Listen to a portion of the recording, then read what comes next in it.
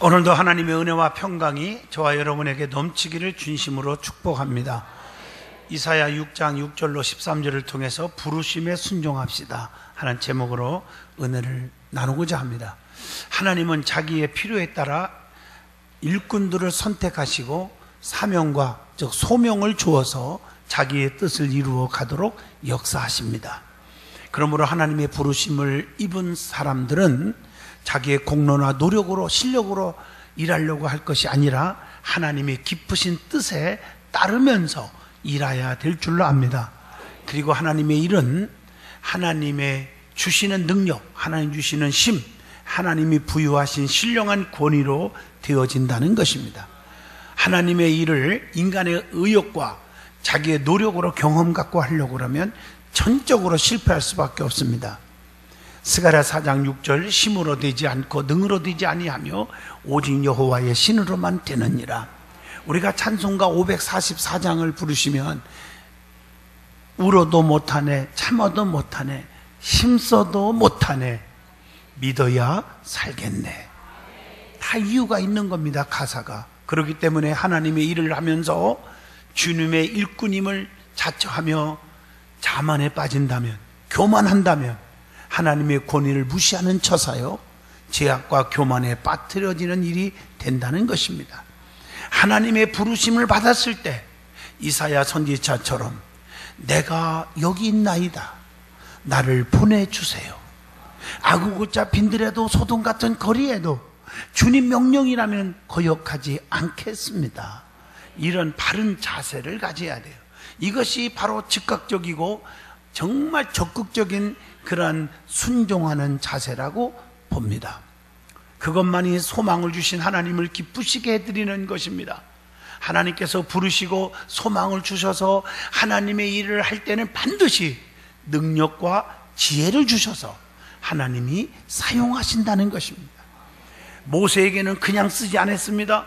80세지만 권능의 지팡이를 들려주셔서 출애굽기 4장 17절 너는 이 지팡이를 손에 잡고 가서 이것으로 이적을 행하라. 능력을 주어서 사명을 맡기니까 60만이 따라옵니다. 홍해바다가 육지같이 갈라집니다. 반석에서 샘물이 터져나와 마시게 하십니다. 또 홍해바다를 쫙 핥는 기적과 동시에 하나님의 역사를 맛보게 해주었습니다. 반석에서 샘물이 터져나와 막 마십니다. 밤에는 불기둥과 낮에는 구름기둥으로 보호하시고 인도하시고 지켜주십니다. 엄청난 하나님의 역사지요. 그리고 엘리야에게도 보면 그냥 쓰지 않고 권능의 두루마기를 입혀주어서 큰 기적을 이룹니다. 엘리사도 갑절의 능력을 주어서 기적을 이룹니다. 삼손에게도 당나귀 뼈다귀를 들려주셔서 오랑캐들을 때려 부숴버렸습니다. 오순절날 120명에게 성령과 은사를 주어서 사도행전 2장 47절 친송을 받으며 사람들이 확 달라졌어요. 구원받는 자들이 날마다 더해가게 하더라. 교회를 부흥시켜 주신 줄로 믿습니다. 오늘 저와 여러분이 하나님으로부터 부름받은 사명이 있습니다. 그 부르심에 응답할 수 있기를 바랍니다. 오늘 이 핑계 저 핑계 되고 장가 가야 되고 시집 가야 되고 뭐 해야 되고, 여러분 이 핑계 저 핑계 되면 안 된다고 성경에 말하잖아요. 부르심에 응답할 수 있어야 돼요. 하나님, 내가 여기 있습니다. 나를 사용해 주세요. 나를 당신의 도구로 써주세요. 그러면 그분은 전능하신 분이에요. 전지하신 분이에요. 무소부지하신 분이에요. 그래서 우리를 써줄 때 그냥 쓰지 않아요. 약한 자는 강하게, 미련한 자는 지혜를 주시고, 무능한 자에게는 능력을 주시고, 병든 사람은 고쳐주시고, 죽을 사람은 살려주시고, 가난한 자에게는 부함을 주시고, 그래서 하나님이 쓰시는 거예요. 하나님의 은혜가 뭡니까? 교만은 패망의 선봉이요 거만하면 넘어집이 앞잡이지만 겸손한 자에게 은혜를 베푸시고, 그 다음 말이 뭐요? 내가 더 써주시느니라. 이게 큰 축복이에요. 하나님이 써준다는 그 말은요, 그 말은 능력과 권능, 물질, 지혜 다 주셔서 쓰신다는 뜻입니다. 그러니까 하나님이 나를 써주면 세상 말로 그 사람은 대박인 거예요. 대박. 안 써주니까 끝나는 거죠. 오늘 저와 여러분은 하나님 앞에 쓰임받는 그릇이 되기를 원합니다. 그래서 이사야의 소명, 부르심에 있어서 하나님께 즉시 대답함으로 쓰임받은 것처럼 우리도 쓰임받는 그릇이 되자고 오늘 말씀을 준비한 줄로 믿습니다. 그러면 오늘 본문 8절의 말씀에 하나님의 부르심에 대한 응답에 대해서 여러분에게 설명을 드리고자 합니다. 이사야는 하나님의 부르심에 내가 여기 있습니다 응답을 했습니다. 그런데 중요한 것은 이사야 6장 1절로 7절을 보시면 하나님께서 이사야를 부르시기 전에 하신 일이 있어요. 그게 뭘까? 한번 찾아봅니다. 부르시기 전에 하신 일이 있습니다. 높이 들린 보좌는 하나님의 영광을 의미합니다. 높이 들린 보좌의 영광이라고 했어요. 하나님은 높은 보좌에 앉으시기에 세상을 감찰하시고 통치하시고 계신다는 뜻입니다. 그리고 하나님의 옷자락이 성전에 가득했다 이렇게 말씀하고 있어요. 이 말은 하나님의 엄청난 권위를 의미합니다. 즉 하나님은 모든 권위의 근원자이시며 모든 권세자에게 권세를 부여하시는 분입니다. 그래서 모든 물질과 권능이 하나님께로부터 왔다고 그랬잖아요. 모든 주변의 스랍들이 하나님의 보좌 앞에서 얼굴을 가리고 발을 가리웠다 이렇게 이사야 6장 2절에 기록했어요. 이 말씀은 타락한 인간이 자연인 상태로는 하나님께 나갈 수 없음을 증명하고 있는 메시지입니다. 그래서 서로 화답하는 소리가 들리게 하셨다고 이사야 6장 3절로 4절에 말합니다. 스랍들이 하나님께 노래 즉 찬송을 불렀다는 거죠.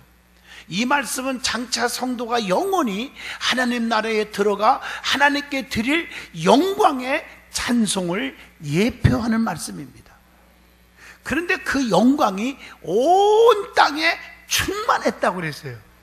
그리고 찬양하는 소리로 문지방의 터를 요동하게 하였으니 집에 연기가 충만하더라. 연기가 충만했다는 말은 하나님의 임재를 의미합니다. 하나님은 백성들의 찬양 중에 임재하심을 표현하고 있죠. 시편 22편 3절. 저도요 우리 어머님이 참 몸이 아파갖고 힘들 때 하나님 우리 어머니 살려주세요 어린 나이에 산에 올라가서 기도하고 바위 틈을 잡고 기도하고 성전에 엎드려서 철회하면서 금식하며 어린 나이에 기도했던 생각이 지금도 떠오릅니다. 그런데 갑자기 그때 성령께서 내게 임하시면서 온 성전에 구름같이 하얗게 쫙 임하는 것을 체험했어요. 사람들의 눈에는 보이지 않지만 저에게 보이는데 마음의 기쁨과 평안이 막 쏟아 올라오는 거예요. 그러면서 하나님께서 우리 어머님의 병을 고쳐주셨습니다. 사랑하는 성도 여러분, 주님이 임재가 얼마나 중요한데, 그래서 히브리서 11장 6절 하나님이 여기 계시다는 사실을 믿어야 할지니라. 오늘 그러니까 마르다가 예수님이 앞에 그랬잖아요. 주님 이제라도 오셨으니, 주님이 여기 오셨으니 주께서 하시면 내 오라비가 살 줄로 믿나이다. 그걸 믿어버릴 때 주님께서 나사로를 무덤에서 살려주신 줄로 믿습니다. 그러므로 우리는 주님이 떠나면 안 돼요. 주님이 여러분의 가정에, 사업장에, 직장에 임재하셔야 될 줄로 믿습니다. 그 임재의 표징이 또한 성경의 법궤로 말합니다. 아론의 쌍난지팡이 만나드는 금항아리 십계명이 드는 그 법궤는 하나님의 임재입니다. 그 하나님의 임재와 그들을 굳게 굶어 죽게 생겼을 때 먹을 걸 주었고, 그들에게 보호하기 위해서 십계명을 주셨고, 능력을 베풀어서 아론의 쌍난지팡이가 세상의 지팡, 마른 지팡에서 싹이 나고 살구 열매를 맺으면서 나는 전능자다 하는 것을 확신하는 그런 것을 가지고 가는 곳마다 여리고성이 무너지고 요단강이 갈라지고 오랑캐들을 부숴버리는 하나님의 임재 앞에서 기적이 일어났습니다. 그러므로 내 속에 주님이 떠나면 안 되잖아요. 그래서 성경 말씀, 너희가 나를 떠나서는 아무것도 할 수 없다고 요한복음 15장 5절에 말했고, 하나님께서 우리에게 네 말이 내 안에 거하고 내 말이 너희 안에 거하면 너희는 무엇인지 구하라, 그러면 다 이루리라고 약속하신 줄로 믿습니다. 그리고 오늘 이사야 6장 5절 보면 이사야는요 자기 자신이 부정한 사람임을 고백하고 있습니다. 하나님의 일을 하는 사람은 먼저 자기 자신이 부족함을, 죄인임을 고백하는 게 중요해요. 그런 사람을 쓰시는 거예요. 디모데전서 1장 13절, 고린도전서 15장 9절, 갈라디아서 1장 13절이나 에베소 3장 8절 보면 사도 바울도요, 자기 자신을 죄인이라고 고백하고 죄인임을 의식하고 깨닫고 있었어요. 그렇게 많이 배웠고 많이 가졌던 부자, 그리고 지식도 많고 명예와 권세가 하늘을 찔러 로마의 시민권을 가진 자요, 그럼에도 불구하고 주님 앞에서 나는 죄인 중에 괴수입니다. 나가 자랑할 것은 아무것도 없어요. 예수 십자가만 자랑하겠습니다. 내가 가지고 있는 모든 것들이 분토보다도 못한 것입니다. 나는 죄인입니다. 그럴 때 사도 바울을 하나님이 크게 쓰셨지 않았습니까? 우리는 분명히 하나님 앞에서 정말 부족하고 죄인임을 고백해야 돼요. 오늘 이사야가 그 고백을 했습니다. 그러면서 구체적으로 나는 망하게 되었도다, 즉 나는 정말 죄 때문에 죽어야 될 인생입니다. 자기 자신이 부정한 사람이기 때문에 망하게 될 수밖에 없다고 고백을 합니다. 그것은 죄인이 거룩하신 하나님을 배울 때 죽을 수밖에 없는 자임을 겸손하게 고백하는 자세입니다. 그리고 내 입술이 부족한 사람, 부정한 사람입니다. 이스라엘 백성들도요, 입술로 범죄함을 고백할 때가 많았어요. 나는 입술로. 그래서 여러분, 입술을 조심해야 돼요. 교회 안에서 누가 진짜 일꾼이고 하나님 사랑받는 정말 믿음의 사람이냐, 겉보고 판단하지 마요. 직분 보고 판단하지 마요. 신앙의 연조 보고 판단하지 마란 말이에요. 입술을 보고 판단해도 틀림이 없어요. 그래서 사람의 입으로 사람을 죽이기도 하고 살리기도 한다. 이 혀는 일만하게 뿌리가 된다고 그렇게 우리에게 권면하지 않습니까? 성경에 보면요, 입술로는 존경하나 마음은 멀리 떠나 있도다. 이사야 29장 13절에 말했고, 사람들은 하나님께 혀를 돌려 거짓을 말하는도다. 에레미야 9장 3절에 말했고, 입술로는 사랑을 말해도 마음은 이익만 쫓는 자가 되었다고 에스겔 33장 31절에 책망을 합니다. 혀는 등이 길들일 사람이 없다고 마가복음 3장 8절에 말합니다. 오늘 이사야는 하나님 앞에 나는 죄인입니다, 입술이 부족한 자입니다, 부정한 사람입니다. 그럴 때 하나님께서 이사야 6장 7절로 8절에 모든 죄를 사하여 주셨습니다.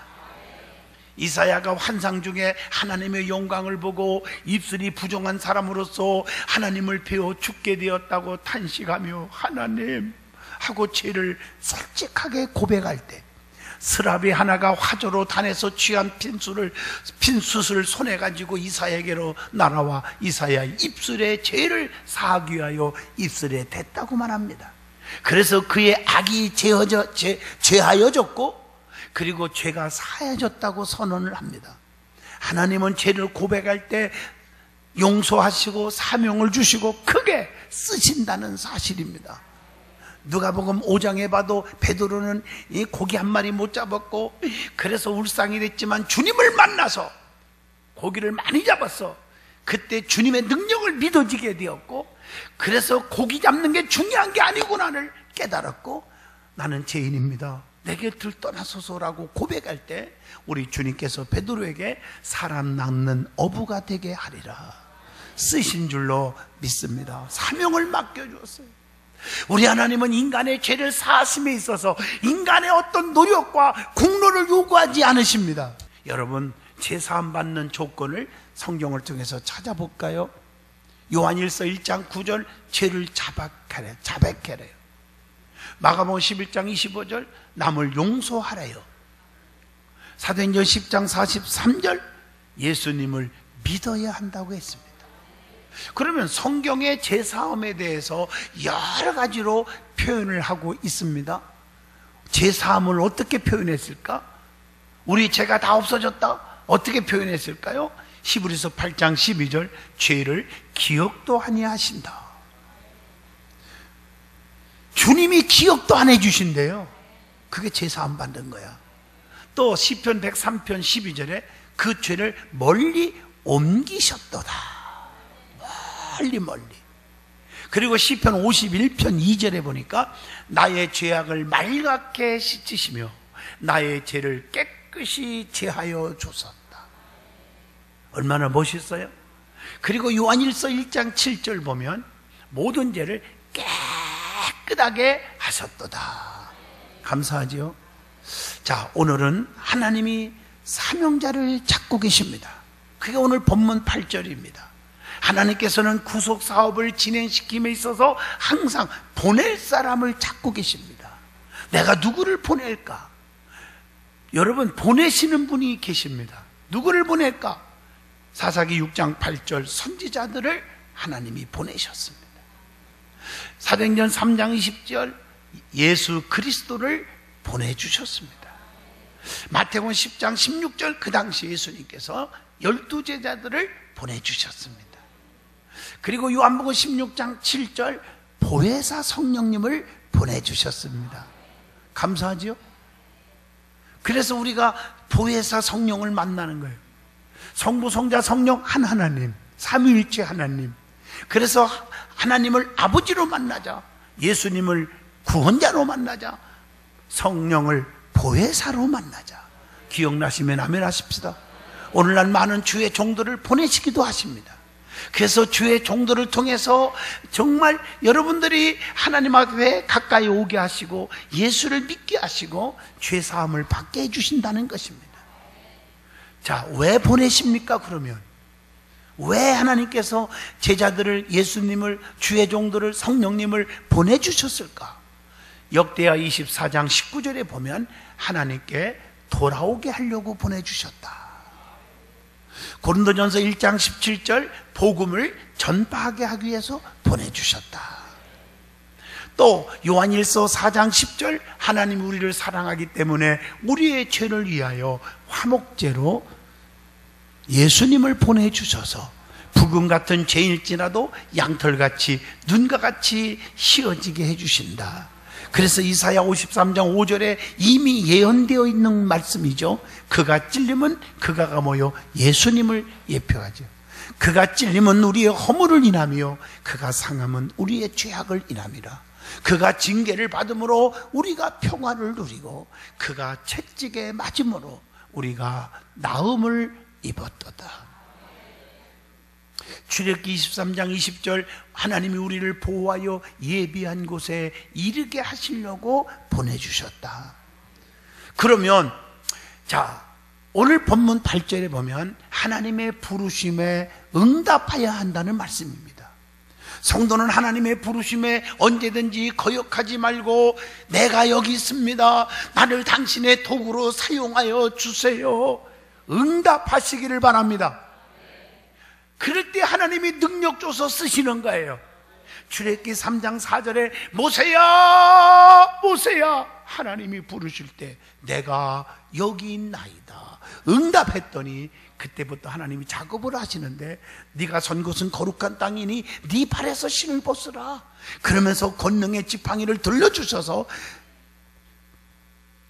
이스라엘의 영도자 중에 영도자, 지도자로 써주신 줄로 믿습니다. 사무엘상 3장 10절 보면 사무엘아 사무엘아 하나님이 부르실 때 말씀하옵소서 주의 종이 듣겠나이다. 하나님이 써주셨잖아요. 부르심을 받은 사람들은 창세기 22장 1절 믿음으로 응답하여야 합니다. 개개인의 마음속에 흘러나오는 하나님의 사랑과 은총에 너무 감사하기 때문에 자원되어져야 하는 것입니다. 로마서 6장입니다. 하나님의 부르심에 대한 응답은 주께 드리는 제사 이상의 가치를 두어야 한다고 사무엘상 15장 22절에도 말씀하고 계십니다. 하나님이 이 부르심이 얼마나 감사한지 아십니까? 오늘도 저와 여러분을 하나님이 불러주셔서 하나님의 성전에서 예배드리며 하나님께 영광을 올리고 그리고 하나님의 은총을 우리가 받게 되었다는 이 사실은 너무 감사하지 않습니까? 나 같은 것이 무엇이길래 불러주셨는지. 저는요, 이 목사된 것 자체가요, 평생 갚아도 갚을 길 없는 은혜라고 생각합니다. 저는 그런 믿음으로, 그런 마음으로 하나님을 섬기고 있습니다.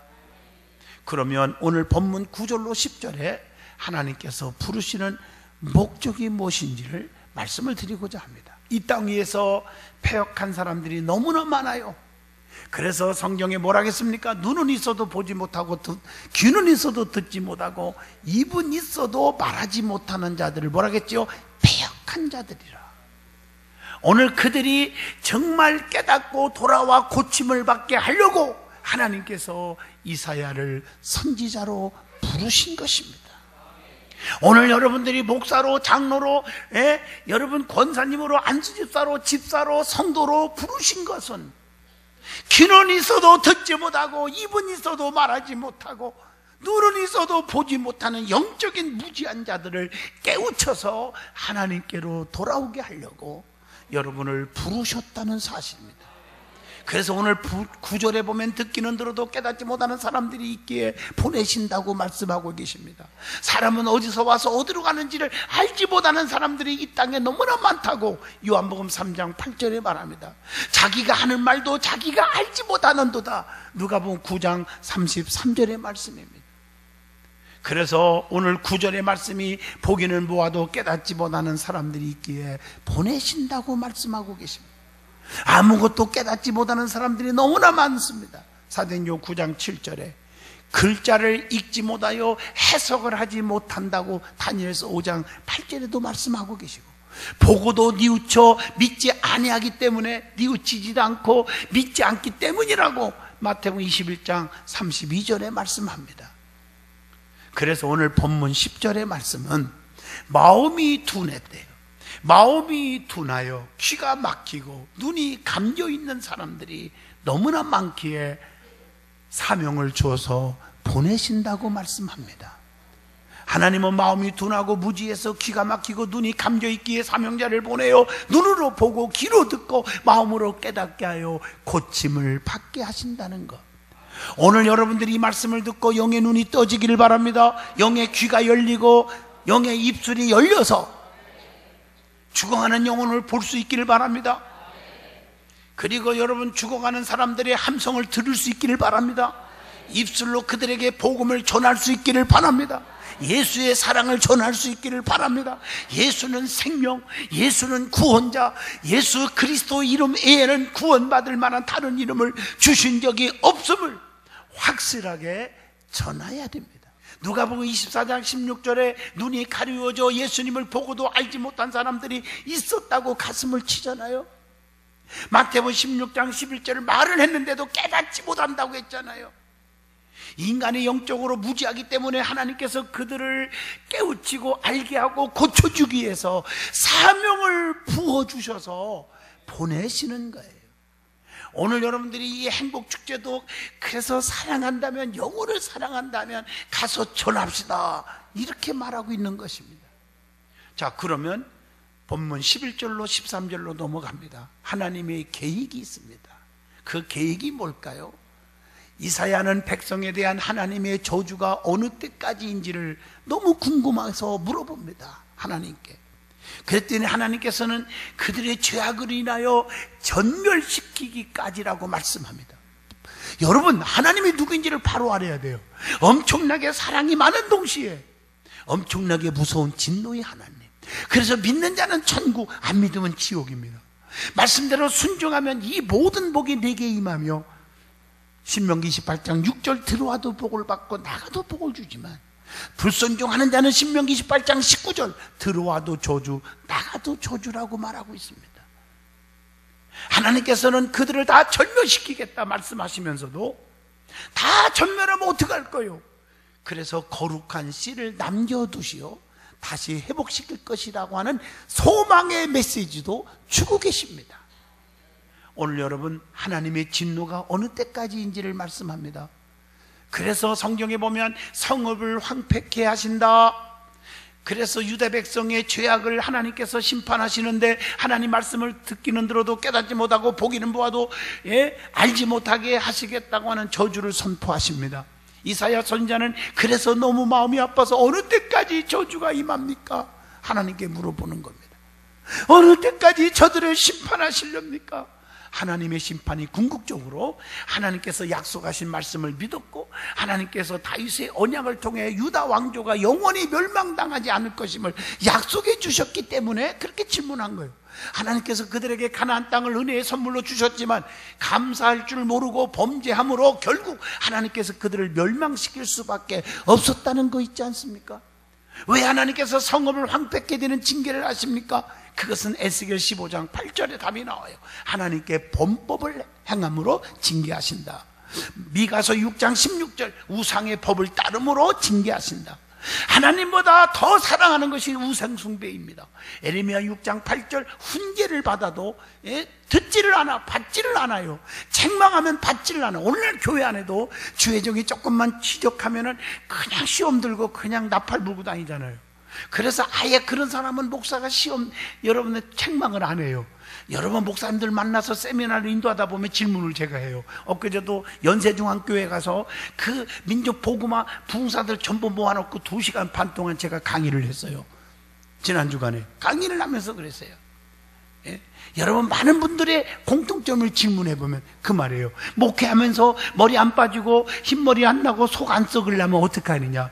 벌집은 건들지 마라. 쉽게 말해 한마디만 책망하면 벌떼처럼 이 사람 저 사람 목사 비판하고 죽이려고 하니까 벌집은 건들지 말아라. 그래야 제명에 사느니라. 그래서 성경 몇 장 몇 절에 나왔냐니까 있대요. 그 어디에 있냐니까 이런 말이 있대요. 가라지 건들지 마라. 예, 왜 알곡 다친다.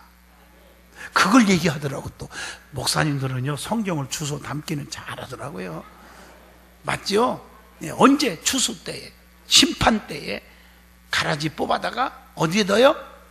불에 던지고. 알곡은 곡간에 쌓아두나니 곡간은 천국이요 불은 지옥이라는 얘기입니다.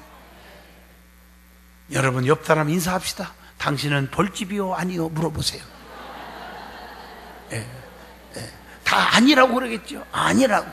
그 아니라고 말하는 사람은 일꾼이 아니라 말꾼입니다. 그 다음에 12절 본문에 보면 하나님께로부터 멀리 옮겨지는 일이 있다고 그랬어요. 아 무서워요. 여러분 하나님과 가까워야 축복인데 멀리 옮겨졌다는 말은 저주입니다. 그렇잖아요. 가까이 하잖아요. 너희가 내게 가까이 와라 그리하면 나도 너희에게 가까이 하리라. 내 사랑 안에 거하라 그리하면 나도 너희 사랑 안에 거하리라. 하나님께서 우리를 부르셔서 축복하는데 하나님의 은혜를 모르고 범죄함으로 하나님께 멀리 옮겨서 저주받으면 안 되지 않습니까? 성경에서 멀리 옮겨진다는 뜻은요 여러 가지 의미가 있죠. 여러분 이방의 객이 되고 슬픈 자가 되는 거예요. 창세기 15장에 보면 흩어지는 자가 된다. 신명기 18장 25절입니다. 사로잡혀 간다. 아모스 7장 11절. 그러므로 우리는 하나님 앞에 가까이 가는 자가 되기를 원합니다. 그래서 하나님의 부르심에 내가 여기 있습니다 대답할 수 있기를 축복합니다. 여러분 이 핑계 저 핑계 대지 말고 주님이 일을 맡길 때 감사함으로 받으시고 순종하면 복이 될 줄로 믿습니다. 기도합니다.